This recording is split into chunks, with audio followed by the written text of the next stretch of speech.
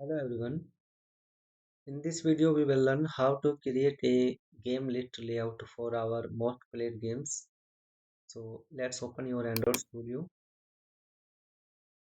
Now after go to app directory, then resource under layout, select the layout and right click on your layout directory, then go to new and select layout resource file.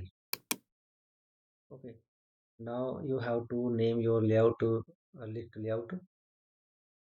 Okay. For example, let's name it list of most played games.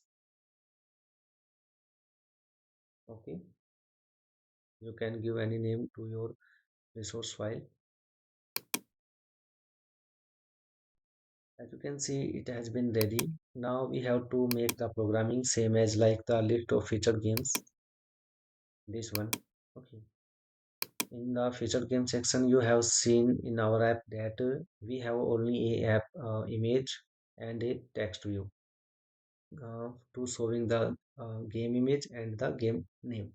Okay, but in the most played games we have three things. The first is image and two is text view. The first text view is used for the game name and the second text view used for the game category, right?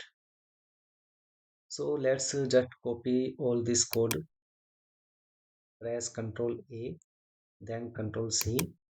Now paste it our in this list. First of all, select all it and remove this one and paste the code here. Now you are familiar this one code how we created in the featured game section. Okay, so just here we what we can do, we need only a another text view to show the category for our most played game section. Okay,